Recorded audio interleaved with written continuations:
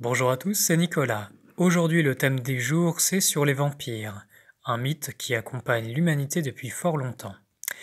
Alors, vibratoirement, les vampires, c'est pas un mythe, c'est une réalité. On va commencer en faisant un peu d'histoire. Tout d'abord, les vampires, c'est un peuple qui vient des étoiles. C'est un peuple qui, à l'origine, avait un très haut niveau de conscience, qui était parfaitement connecté à la conscience divine, au cœur de cette création, et qui œuvrait pour l'élévation des races, des différentes planètes. Alors voilà comment ça fonctionnait, le vampirisme à l'origine, même si ça portait pas ce nom-là. Eh bien d'une certaine façon, en échange de sang, eh bien il était redonné une substance que le vampire, ou plutôt ses peuples, étaient capables de créer, de sécréter, et qui pouvait donner de grandes prises de conscience, des réveils spirituels, euh, et accessoirement l'immortalité, la longévité dans un cas moindre. Donc voilà, comprenez bien, à l'origine c'est un échange. Ces peuples utilisent le sang ou l'énergie, la transforment et la restituent. Donc c'était des élévateurs. Que s'est-il passé après la rébellion? Eh bien ces peuples ont déchu, tout du moins une partie. Donc la connexion qu'ils avaient, ils s'en sont coupés. Et se sont devenus, pour la plupart de ces peuples, des créatures de l'ombre, qui, au lieu de procéder à cet échange, se nourrissaient de beaucoup plus de sang pour préserver leur propre vie, car ils ont naturellement en eux cette immortalité propre à leur espèce. Alors les vampires, comprenez bien, ils influencent l'humanité depuis très longtemps. Ce sont des peuples qui, par exemple, influençaient les royaumes d'Angleterre et de France au Moyen Âge. On comprend mieux pourquoi il y a eu autant de guerres, ce n'était pas que des raisons humaines, comprenez bien. Ayant perdu leur accès à la lumière, eh bien, ils ont eu besoin de s'organiser pour justement récupérer l'énergie d'une autre façon. Voilà le prix de la liberté personnelle que prenait Lucifer.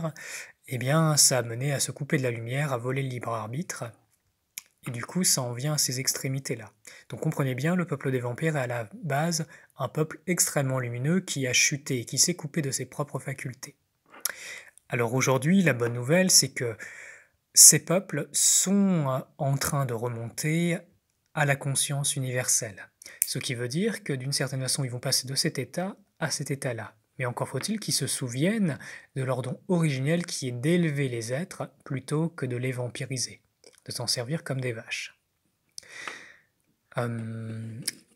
Voyons, nous allons voir la suite.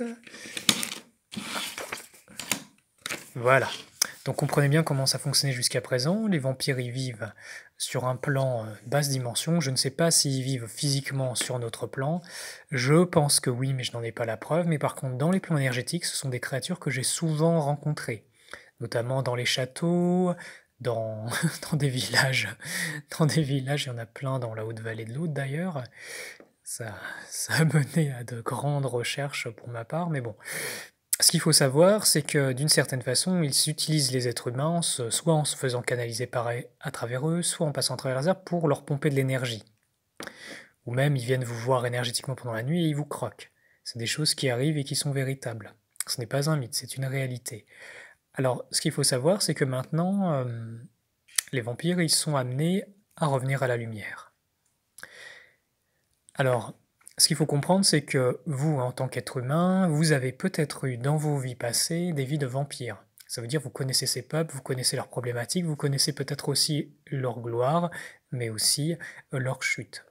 Cette vidéo, elle amène justement pour que les gens qui sont concernés par ces histoires reprennent conscience que la partie d'eux-mêmes qui est dans d'autres espaces-temps puisse se souvenir qu'il y a une voie originelle qui est l'élévation dans la lumière.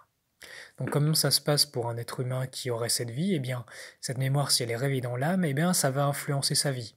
Ça peut faire des personnes qui volent l'énergie même à leur rencontre, je veux dire à leur insu, c'est ça le mot, à leur insu. Mais en prenant conscience de ces choses-là, cette partie de vous-même va pouvoir, d'une certaine façon, revenir dans la lumière. Ça, c'est la bonne nouvelle. Voilà, ça va être tout pour cet épisode. J'espère que ça vous a plu et que ça vous a indiqué des choses. Peut-être que j'en ferai un autre sur le thème de leur retour effectif et comment ça marche. Mais pour l'instant, cette vidéo est terminée. Je vous dis à très bientôt.